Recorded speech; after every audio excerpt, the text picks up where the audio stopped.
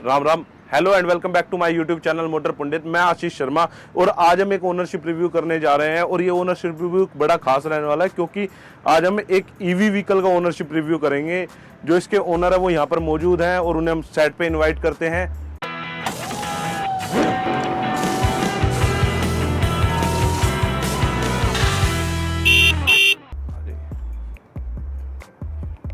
Hello hello, मेरा नाम दीवान चंद यादव है। मैं दिल्ली रहता हूँ। गुड़गांव मेरा रियल एस्टेट का काम है। Okay sir. तो सर पहले एक बार अपनी गाड़ी के बारे में बताएं कुछ। ये गाड़ी मैंने 1.5 महीने पहले ली थी और गुड़गांव सोना रोड से ली थी। ईवी व्हीकल मेरा पहला है। वैसे तो ये 1 साल पहले आ गई थी। मैं वेट कर रहा था कि क्या इसमें चेंजमेंट आए, लेकिन बहुत अच्छी गाड़ी है। ओके, तो सर इसी के साथ साथ मैं पूछना चाहूँगा कि आपने एक ईवी व्हीकल परचेज करा, इससे पहले आप कौन सा व्हीकल चलाते थे? इससे पहले मेरे पास फॉर्च्यूनर है, एक थार है जो करंट में अभी है आपके पास? हाँ अभी है, और एक स्विफ्ट गाड़ी, वो 10 साल होगी, वो मैं दे दी। तो आप अगर मैं देखा जाए तो आपके पास ऑलमोस्ट सारे व्हीकल डीजल हैं, तो डीजल से आप डायरेक्ट स्विच करा है ईवी पे, तो आपको कैसा महसूस होता है इस टाइम पे? बहुत बढ़िया। एक तो कॉस्ट सेविंग बच जाती है। डेली मेरी गाड़ी चलती है 150 प्लस। 150 प्लस जो होगी, आप दिल्ली से गुड़गांव डेली ट्रैवल करते हैं। हाँ। तो जो 150 प्लस से आप ट्रैवल करते हैं उसके बीच में मैं पूछना चाहूँगा कि गाड़ी 150 किलोमीटर आराम से निकाल देती है या कोई दिक्कत आती है इस बीच में? नहीं, कोई दिक्कत। 200 आराम से निकालती है। 200 किलोमीटर चल जाती है। मैंने कई बार चलाई है 200 किलोमीटर। फुल चार्ज करने के बाद 100% बैटरी करने के बाद आप इसको 200 किलोमीटर चला लेते हैं? हाँ, 200 किलोमीटर चल जाती है 100% चार्ज होने के बाद। ये सिटी ट्रैफिक के अंदर है ये सब चीज़ें? ये कहीं भी सिटी में थोड़ी ज़्यादा चलती है, क्योंकि उसमें जब पैडल छोड़ते हैं तो ये वापस रिचार्ज हो जाती है बैटरी। Break regeneration technology. हाँ। तो उससे आपका कहने का मतलब कि ये काफ़ी बढ़िया एवरेज दे रही है मेरे को इस टाइम पे? हाँ, बहुत बढ़िया गाड़ी है। ठीक है। इसके अलावा सर मैं ये पूछना चाहूँगा, आपने ये ईवी व्हीकल परचेज करा, ये आप बता रहे हैं कितने दिन पहले परचेज करा आपने इसे? ये मेरे को हो गया 46-47 दिन हो गए इसको। 1.5 महीना। 1.5 महीना हो गया आपको। 1.5 महीने में आपने कितने किलोमीटर चलाई है? ये 8,300 चल गई। 8,300 किलोमीटर चला दिया है। उसके बाद मैं पूछना चाहूँगा कि आपने इसमें यही कलर क्यों लिया, डार्क एडिशन जो है इसका? आजकल ट्रेंड में चल रहा है डार्क एडिशन। और भी अच्छे हैं, लेकिन सबकी अलग अलग चॉइस। मैंने थार भी ब्लैक ले ली, ये भी ब्लैक ही ले ली। ओके। तो सर आपने जिस टाइम पे व्हीकल परचेज करा था उस टाइम पर ईवी के और भी, ईवी के अंदर और भी कार्स थी, जैसे कि आपका कोना आती थी हुंडई की, या एमजी की भी एक आती है ZS EV। तो आपने उस टाइम पर और कारें देखी थी ईवी की? ऐसे है, देखो, टाटा कंपनी देश की कंपनी है। टाटा के मैंने काफ़ी प्रोजेक्ट देखे हैं। MG 27 लाख की है। i20 थी, वो 26 लाख की है। i20 नहीं, वो क्या कहते हैं, कोना? कोना, हाँ, कोना हुंडई की है। तो वे 10 लाख महंगी थी, ये 10 लाख कम है। 10 लाख कम है। हाँ। तो ये आपको ऑन रोड कितना का प्राइस पड़ा था इसका? ये दिल्ली रजिस्ट्रेशन पे 18.5 लाख, हरियाणा रजिस्ट्रेशन पे 20 लाख। तो मैंने दिल्ली रजिस्ट्रेशन करवाया। दिल्ली रजिस्ट्रेशन आपने इसका करवाया 18.5 लाख में। हाँ। तो ये आपको दिल्ली के अंदर शायद क्या कहते हैं वो मिली होगी, सब्सिडी मिली होगी आपको? रजिस्ट्रेशन फ्री है। रजिस्ट्रेशन फ्री है। सब्सिडी 1 लाख रुपया था, वो अभी है नहीं। फर्स्ट 1000 गाड़ियों में था, वो बंद हो गया। सब्सिडी इस टाइम पे बंद हो चुकी है दिल्ली के अंदर। स्पेस वाइज अगर मैं बात करूं गाड़ी की, जो इंटीरियर है इसका और स्पेस है, उसको आप किस तरीके से देखते हैं? स्पेस, ये एक तरह से मिनी SUV है। ग्राउंड क्लियरेंस भी बहुत अच्छा है, स्पेस भी अच्छा है। इसके अंदर सीट पे थोड़ा सा पसीना आता है, जो नया अभी आया 1 साल बाद जो आया है, उसमें वो चीज़ खत्म कर दी। गर्मी अच्छा, में उसके अंदर वेंटिलेटेड सीट्स जो आ रही हैं, वेंटिलेटेड सीट जो है। मैक्स ईवी आई है अभी इनकी। हाँ हाँ हाँ। आपका कहने का मतलब है कि इसके अंदर वेंटिलेटेड सीट्स की कमी है अभी? हाँ, देखा जाए तो। हाँ, ये मैंने पहले ले ली थी। ओके। तो आपने जिस टाइम पे गाड़ी परचेज करी उस टाइम पे आपको इसके कौन कौन से ऐसे फीचर थे जो आपको इसमें अट्रैक्ट करा इस व्हीकल लेने के लिए? मेरे पास पहले ही सनरूफ की पहली गाड़ी ली मैंने। दूसरा, इसका जो गेयर है, जैगवार में जो आता है, और महंगी गाड़ियों में जो गेयर का आता है, गियर नोब जो आती है, हाँ, वो बहुत अच्छा लगा। डायल वाले से। दूसरा, इसका स्टीयरिंग बहुत स्मूथ है। स्टीयरिंग बहुत स्मूथ है। बहुत स्मूथ है, ऐसा देखा नहीं मैंने आज तक। तो सर मेन क्वेश्चन ये रहेगा कि आप इसको वन चार्ज में 200 किलोमीटर चला लेते हैं, 200, बट जो कंपनी क्लेम करती है वो कितना करती है? कंपनी करती है 337। 337 करंट टाइम में। हाँ। तो ये उतना क्यों नहीं चल पाती? वे बोले कि ये 4-5 महीने यूज़ करोगे ना, उसके बाद बढ़ जाएगी, रेंज बढ़ेगी। हाँ। लेकिन 200 या 250 जाएगी, 250 ज़्यादा नहीं चलेगी। 250 ठीक है, इतनी सिटी में डेली इतना ठीक है। ओके, तो आप इसको कितनी देर चार्जिंग में लगाते हैं जब ये फुल चार्ज होती है घर में? ये 8.5 घंटे में 0 से 100 चार्ज होती है। 0 से 100 चार्ज होती है। तो 8.5 घंटे में आप कौन से वाला चार्जर यूज़ करते हैं? जो इसके साथ आया था नॉर्मल चार्जर है वही। अब आ गया एक फास्ट चार्जर जो हाफ टाइम में कर देता है। सेम व्हीकल वो सेम उसमें, हाँ। बट वो आपको अपने घर पे इंस्टॉल करवाना पड़ेगा। हाँ, अब तो नया आया है। जिस टाइम पे आपने गाड़ी ली थी उस टाइम पे आपने अपने घर पे कोई चार्जर इंस्टॉल करवाया? हाँ, ये टाटा वाले थे, ये खुद ही करके आ गए थे। जैसे गाड़ी ली, डिलीवरी 2 दिन बाद करके आ गए थे। 2 दिन बाद चार्जर इंस्टॉल कर दिया था इन्होंने। तो मेरी जो जहाँ पार्किंग थी वहाँ करके आ गए। ठीक है, तो जो वो वाला चार्जर रहता है वो स्लो चार्जर रहता है? वो स्लो है। वो स्लो चार्जर है, 8.5 घंटे में इससे चार्ज कर देता है। इसके अलावा मैं पूछना चाहूंगा आपको इसकी कॉस्ट कितनी पड़ती है? इसकी पर किलोमीटर की कितनी कॉस्ट पड़ती है चलाने के बाद? देखो सर, पूरी ये लगा लो, मेरा 4.5 रुपये यूनिट है और 30 यूनिट में पूरी चार्ज होती है। 30 यूनिट में पूरी गाड़ी चार्ज होती पूरी है? गाड़ी चार्ज होती है। तो ये हो गया 120 और 30, 135 रुपये में 200 किलोमीटर चलती है। 135 रुपए में 200 किलोमीटर चलती है। हाँ। तो इसके हिसाब से आपकी 1 रुपए भी कॉस्ट नहीं आ रही है। हाँ, तो अराउंड मैं कहूंगा 65 या 70 पैसे 70, हाँ ऐसे आ गई। इतनी कॉस्ट आ रही है आपकी। हाँ। तो ये आपको जितनी भी आपने डीजल गाड़ी ली थी उन्हें क्या वो अभी भी आपकी प्राइमरी कार है या फिर ये अभी सेकेंडरी कार है? ये प्राइमरी है, ये सेकेंडरी हो गई। वो सेकेंडरी हो गई। हाँ। अगर आपको सिटी में चलना है डेली तो? हाँ, कहीं बाहर जैसे घूमने गए तो मैं वो ही लेके जाऊंगा, क्योंकि चार्जिंग अभी इंडिया में हर जगह नेटवर्क नहीं है। हाँ चार्जिंग का नेटवर्क नहीं है। चार्जिंग नेटवर्क हो जाएगा 1 साल में तो फिर यही जाएगी। यही जाएगी। अगर आप सिटी में ड्राइव करते हैं तो ये आपकी प्राइमरी कार है। हाँ, बट अगर आप आउटर में ड्राइव करते हैं तो उस टाइम पर ये आपकी प्राइमरी कार नहीं है। उसका मेन कारण है कि आपके पास इस टाइम पे चार्जिंग के नेटवर्क नहीं है। हाँ चार्जिंग बढ़ रहे हैं धीरे धीरे, लेकिन अभी फिलहाल नहीं। एक साल तो लगेगा। 1 साल पूरा लगेगा। comfort होने में। हाँ। आपने इसमें मैक्सिमम कितनी दूर तक रन करा है इसको? कितने किलोमीटर चलाया इसको मैक्सिमम? मैं चंडीगढ़ गया था, बीच में चार्ज करनी पड़ी थी, आते टाइम भी जाते टाइम भी। तो जब आपने चार्ज करा तो कौन कौन सी जगह ऐसे आपको कैसे पता चलता है कि यहाँ पे चार्जिंग स्टेशन है? इसमें स्टैटिक्स एक ऐप है, एक टाटा पावर ई रिचार्ज है, एक प्लग शेयर है, 3 ऐप है। उनसे देखते हैं तो वे दिखा देते हैं इतने डिस्टेंस पे, और वो अवेलेबल है या नहीं है, वो ख़राब है सही है, वो भी दिखाता है इसमें। ये अच्छी चीज़ है। ऐसा लगा आप गए और वो ख़राब है, या आप गए वहाँ पे ऑलरेडी लाइन लग रही है, ये चीज़ ठीक है कि वो दिखा देता है कि अवेलेबल नहीं अवेलेबल, सही और ठीक दोनों का। ये अच्छी है, ऐप से चेक करते हैं। ओके, जब आप इसे पावर स्टेशन पे चार्ज कर रहे थे, जिस टाइम पे आप चंडीगढ़ जा रहे थे, आप बता रहे हैं हमारे को, तो उस टाइम पे कितना टाइम लगा था इसको चार्ज करने में? उस टाइम इसको 1 घंटा दिखा रहा था फुल चार्ज में, लेकिन हमें ज़रूरत नहीं थी, हमने आधे घंटे में कर ली थी। जितनी रिक्वायरमेंट थी उतनी कर ली थी। मतलब आपने आधा घंटा चार्ज करा, तो वहां पर आपको क्या कॉस्ट देनी पड़ी उसकी चार्जिंग की? वहाँ पे लेता है ये 18 रुपये पर किलोवाट। जैसे हाँ 30 यूनिट होती है इसमें, तो 18 किलोवाट। अपने घर में लगती है 4.5, वहाँ पे 18 लिया था उसने। तो करीब करीब 540 रुपए में पूरी फिल होगी। हाँ, पूरी बैटरी चार्ज 540 रुपए में होती है, जिस टाइम पर आप पावर स्टेशन पे चार्ज करवाते थे। हाँ। तो सर, जब आप बता रहे हैं कि आप चंडीगढ़ गए थे, तो आपने यहाँ से कितने किलोमीटर के बाद आप घर से फुल चार्ज करके लेके गए होंगे व्हीकल को, तो आपने कितने किलोमीटर के बाद इसे दोबारा चार्जिंग में लगाया? इसको मैंने लगाया 150 किलोमीटर। 150 किलोमीटर के बाद 200 किलोमीटर आप अपनी रेंज बता रहे थे कि इतना चलती है। हाँ। तो मैं कहूँगा 50 किलोमीटर बच जाते हैं।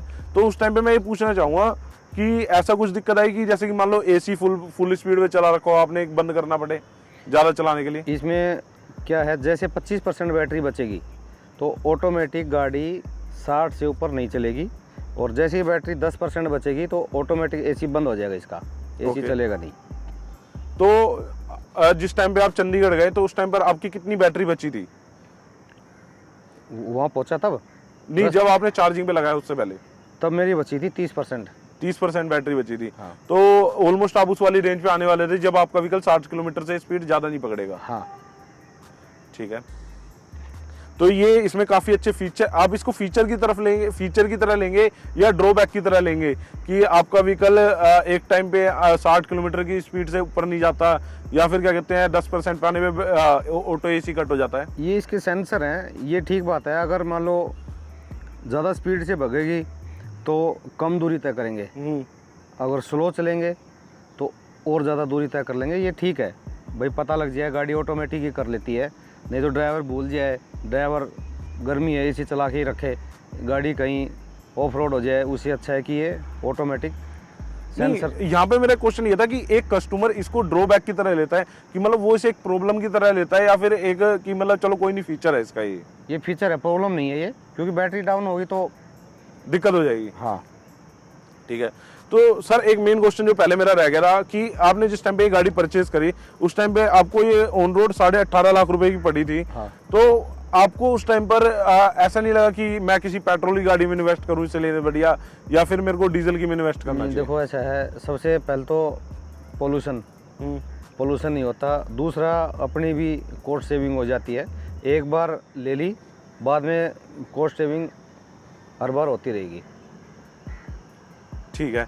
तो मैं ये पूछना चाहूंगा जैसे कि आपके घर पे तो एक नॉर्मल कंपनी चार्जर इंस्टॉल करके गई है, बट आप अगर कहीं और आउटर में चले जाते हैं तो वहां पर क्या ये गाड़ी चार्ज हो जाएगी बिना चार्जर के, मतलब चार्जर के साथ में, बट वो जो उन्होंने एक इंस्टॉल करा उससे नहीं? मैंने चंडीगढ़ में जहाँ मैं रुका था, मैं वहाँ पे चार्ज की थी, एक के ऑफिस में, वहाँ चार्ज हो गई थी। अच्छा, नॉर्मल लगा के? जो अपना प्लग होता है गीजर का, हीटर का, जैसे चक्की का, 16 एम्पियर का होना चाहिए। 16 एम्पियर का होना चाहिए। हाँ। उसमें ये चार्ज हो जाती है, उसमें ये गाड़ी चार्ज हो जाती है। हाँ। तो एक नॉर्मल जब हम बोर्ड में लगाते हैं तो उस टाइम पे चार्ज होने में कितना टाइम लेती है? वही 8.5। सेम 8.5 लेती है। हाँ। ठीक है। तो सर अब एक बात कर लेते हैं इसकी सर्विस की। तो अभी तक तो जैसे आप बता रहे हैं कि इसको 1.5 महीने करीब हुआ है, तो कोई सर्विस तो नहीं होगी, बट इन फ्यूचर आपको बताया होगा कि इसकी सर्विस किस किस तरीके से रहती है? इसकी ना 1000 किलोमीटर में पहली सर्विस थी, मैं लेके गया, उन्होंने कुछ नहीं किया, देखिए जस्ट सेंसर वगैरह देख के वॉच करके दे दी। फिर इसमें मीटर में आ रहा है कि 7,500 पे दूसरी सर्विस होनी है। इसमें दिखा रखा है, ये मैंने और किसी गाड़ी में नहीं दिखी, ना थार में है ये सेंसर, ये उसमें कि आपकी सर्विस के लिए ड्यू होगी, इसमें दिखाया। तो मेरे पास टाइम नहीं था जाने के लिए, अब सर्विस कराऊंगा सेकंड में भी वे कुछ बोल रहे थे कि जो गियर है उसका ऑयल चेंज करेंगे, बाकी कुछ नहीं होगा। अरे वही लुब्रिकेशन या ट्रांसमिशन ऑयल जो रहता है अपना, हाँ। वो चेंज होगा, बाकी और कुछ नहीं होगा। गियर फिर का। मैं बात करना चाहूँ, अगर आप ये पेट्रोल गाड़ी लेते तो उस टाइम पर आपकी सर्विस की कॉस्ट क्या रहती? पेट्रोल गाड़ी लेता तो मेरे कम से कम 8 से 10 हज़ार रुपये होते हैं। फर्स्ट सर्विस पे भी कुछ लग जाते हैं आपके? फर्स्ट सेकंड के बाद तो जो फर्स्ट सेकंड के बाद तो, बट ये आपको सर्विस कॉस्ट की दिक्कत इसके अंदर नहीं है? वो नहीं है, वो वाली कोई दिक्कत नहीं है। तो इसके अंदर जो मोटर की वारंटी है और क्या कहते हैं बैटरी की वारंटी है, वो कितनी देती है कंपनी देती है 8 साल या 1,60,000 kilometre, which ever is earlier. मतलब दोनों में से जो भी पहले हो जाएगा। हाँ। वो मान्य होगा। हाँ। तो इसके अंदर इसकी जो बैटरी है वो वाटर प्रूफ है कि नहीं है? नहीं, ये वाटर प्रूफ के साथ में डेफिनेटली है, क्योंकि कहीं पानी भर गया, गाड़ी कई बार बारिश में महाराष्ट्र में, बॉम्बे में देखोगे, दूसरी जगह तो इतनी गाड़ी डूब जाती है, तो फिर तो गाड़ी ख़त्म ही हो जाएगी। लेकिन कितनी तक है वो मेरे को पता नहीं, लेकिन वाटर प्रूफ है ये। वाटर प्रूफ है। हाँ। ठीक है।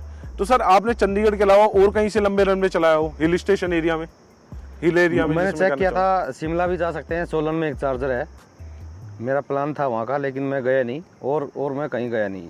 और कहीं आप गए नहीं? प्लान है, अभी 10 तारीख से छुट्टियाँ हैं बच्चों की, तब जाऊँगा।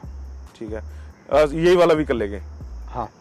तो इसके अंदर सर एक बार फीचर की बात कर लेते हैं कि आपको ऐसे कौन कौन से फीचर लगे जो आपको ज़्यादा पसंद आए हो, या फिर किन फीचर के चलते आपने ये वाली गाड़ी परचेज करी? मैंने फीचर के चलते नहीं ली, मैंने इलेक्ट्रिक थी इसलिए ली आपने। हाँ, फीचर तो इसमें सारे ही अच्छे दिए इनने। एक बार बताएंगे कौन कौन से फीचर इस गाड़ी के अंदर आते हैं? इसमें एक तो जैसे लॉक करते हैं तो ये साइड में फोल्ड हो जाते हैं, फॉर्च्यूनर में ये नहीं है। दूसरा, डिग्गी इसकी पीछे से खुल जाती है, डिग्गी में स्पेस अच्छा है, और इसमें हरमन का स्पीकर दिया हुआ है, हरमन कार्डन का, बहुत बढ़िया है वो, साउंड उसकी बहुत अच्छी है। सनरूफ है, स्टीयरिंग बहुत ही स्मूथ है, ये फीचर इसमें, लेग स्पेस अच्छा है।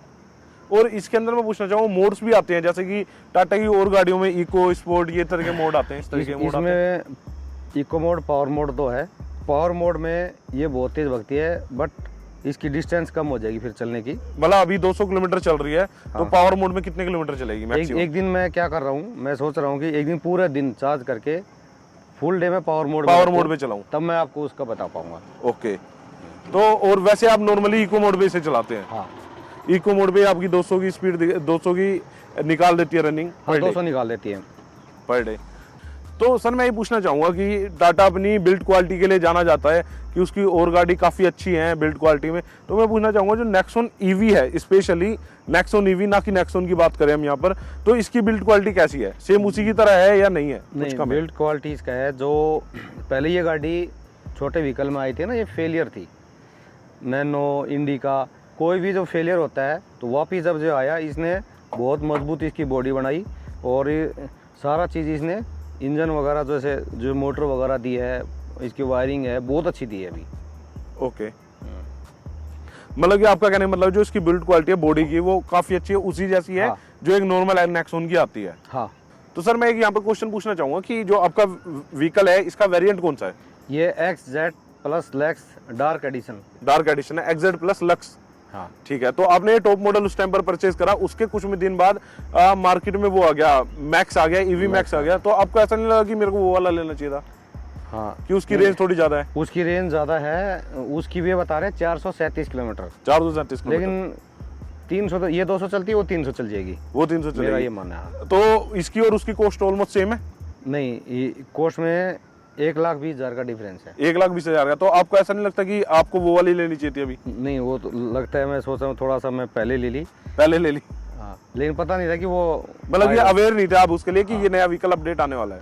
हाँ, बिल्कुल। ठीक है, तो सर मैं ये पूछना चाहूँगा जिस टाइम पर आप कंपनी में गए थे गाड़ी लेने, उस टाइम पर कंपनी का आपके साथ कैसा बिहेवियर था? बढ़िया था। मतलब उन्होंने किस तरीके से आपको ट्रीट करा, कि क्या फंक्शन वगैरह समझा इसके? उन्होंने वहाँ पे थे गुप्ता जी, सारे फंक्शन उनके स्टाफ ने समझाए। सबसे बढ़िया तो मैं ऑफिस में था, मैंने कॉल किया तो मेरे ऑफिस में ही गाड़ी भेज दी थी दिखाने के लिए? हाँ, मैं ट्रायल ली, मेरे को पसंद आ गई, मैंने उनको 10,000 रुपये 11,000 लिए थे, बुकिंग अमाउंट दे दिया। हाँ, तो सर जिस टाइम पे आपने ये गाड़ी ली उस टाइम पे आप बता रहे हैं कि काफ़ी अच्छा एनवायरनमेंट उनका हमारे साथ रहा। दूसरा आपको इस व्हीकल की डिलीवरी कितने दिन में मिल गई थी? डिलीवरी दी थी जी 1 महीने में। 1 महीने में दे दी थी? उन्होंने शुरू में भी 1 महीने का प्रॉमिस करा था आपसे? शुरू में ये बोला कि हाँ 1 महीने का था, लेकिन थोड़ा सा डिले हो गया था, 10 दिन का। 1 महीना 10 दिन मिल गई थी। 1 महीने 10 दिन में आपको व्हीकल की डिलीवरी मिल गई थी। हाँ।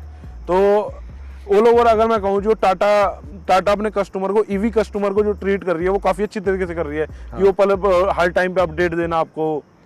हाँ, जो ऐप बना रखा है, कोई भी अपडेट आती है वे बता देते हैं उनके ऐप के ऊपर आपकी सारी अपडेट आती है? हाँ। ठीक है, तो एट द एंड मैं अगर ये पूछना चाहूँ, आप इसको 10 में से कितने रेटिंग देंगे? 10 में से 9। और जो 1 नंबर काटेंगे वो किस लिए? 1 नंबर ये है कि मैं चाहता हूँ कि ये 500 किलोमीटर चले। बट वो तो रेंज ही नहीं है ना। हाँ हाँ, वही है। 10 में 10 तो तभी हो गया, सब ओके है। नहीं, मैं ये कहना चाह रहा हूँ कि 500 किलोमीटर तो ये एक्चुअल में नहीं चलेगी, क्योंकि उतनी रेंज कंपनी भी क्लेम नहीं करती। हाँ। बट आपका कहने का मतलब कि उतना चले जितना कंपनी क्लेम करती है। हाँ, कंपनी ने बोला था 337 और चलती है 200। 200 ही चलती है? हाँ, 200 चलती है। मैं चला तो इतनी चला दी मैंने, बहुत चलाई। ठीक है, तो सर मैं ये पूछना चाहूँगा कि इस व्हीकल के अंदर बैटरी लगी हुई है, मोटर से चलने वाला व्हीकल है। ऐसा नहीं कि आप कहीं भी जाके पेट्रोल फिल करवाए और चल दिए, और हर जगह इसका स्टेशन भी नहीं मिलता, और हर जगह आप इसे चार्ज भी नहीं कर सकते। अगर व्हीकल डेड हो जाता है, इन केस की रास्ते में कहीं डेड हो जाता है, आप ऐसी जगह पे जहाँ पर आपके पास ना चार्जिंग पॉइंट है ना कुछ है, तो उस टाइम पर आपको कंपनी की तरफ से कोई फैसिलिटी मिली हो, या फिर उस टाइम पर आप क्या चीज़ देखेंगे सबसे पहले? कंपनी की तरफ से 3 साल ब्रेक डाउन हो जाती है, 3 साल तक कंपनी की है। कंपनी वाले आके चार्ज करेंगे या क्रेन से टो करेंगे। दूसरा एक चीज़ और उन्होंने दिया है, एक जापान का एक सिस्टम है, होप चार्ज नाम दिया है। एक वैन में बहुत बड़ा पावर बैंक होता है, वो आता है, आधे घंटे में इसको चार्ज कर देगा। आप जहाँ खड़े हो, कहीं मीटिंग में गए, आपका जाने का तो बैटरी है लेकिन आने का नहीं है, आने की नहीं है, आप वहाँ पे होप चार्ज वाले को लोकेशन दे दो, वो आके चार्ज कर जाएगी। चाहे आप घर में सो रहे हो, रात को 11-12 24 आवर्स उनकी सर्विस है। बस आपने अपना ये ढक्कन खोल के रखना है, हैंड ब्रेक लगाना। बिना हैंड ब्रेक चार्जिंग नहीं पकड़ता, हैंड ब्रेक नहीं मतलब जिस टाइम पे आप चार्जिंग में लगाते हैं तो उस टाइम पर आपका हैंड ब्रेक ऑन होना चाहिए? हाँ, हमने जैसे गाड़ी खड़ी कर दी कहीं भी हैंड ब्रेक लगा के वो खोल दिया, कोई कांटेक्ट नहीं करेगा, आएगा चार्ज करके चला जाएगा। कहीं शादी में दूर चले गए, वहाँ करवा लो। फिलहाल तो वे NCR में इधर ही दे रहे, गुड़गांव और यहाँ आसपास। आगे ये बढ़ जाएगा। हाँ। तो आपने जो होप चार्ज है इसके लिए कितने रुपए चार्ज करें? मैंने स्टार्टिंग में उसको चेक किया था, उन्होंने मेरे से 3,500 रुपये में 12 चार्जिंग फ्री दी थी। फिर मेरे को अच्छा लगा, क्योंकि उसके बिना एक थोड़ा सा वो है, अधूरा सा रह जाता है, कहीं ब्रेक डाउन होगी, कुछ भी होगा, ऑफिस क्योंकि मेरी चलती ज़्यादा है। अब मैंने 1 साल का पैकेज ले लिया उनसे 32,000 रुपये में 1 साल तक। कितनी चार्जिंग मिली है उसके अंदर आपको? वो जो पहले 12 थी, अब उन्होंने 120 कर दी। 120 बार आप चार्ज करवा सकते हैं साल के अंदर, 1 साल में 32,000 रुपए के अंदर में। हाँ। तो वो आपकी किसी भी लोकेशन पे आके चार्ज करके जाएंगे इस व्हीकल को। लोकेशन देनी उनको, और गाड़ी का तो ऐप है, ऐप से बुक हो जाती है, वे अपना आप कॉल कर लेते हैं। ठीक है। अच्छा system। आपने कभी ये चीज चार्ज करवाई अपना व्हीकल? मैंने बहुत बार, 12 तो वे चार्ज हो गए थे, कई बार तो दिन में 2 बार भी करवानी पड़ी है, क्योंकि इधर आ गया चार्जर नहीं मिला तो उपचार से करा लेता हूँ मैं। ठीक है। जो होप चार्ज वाले होते हैं वो कितनी देर में इसको फुल चार्ज कर जाते हैं? इसको 80% तो कर देते हैं 30 मिनट में, और 80 से 100 होता है नेक्स्ट 20 मिनट में।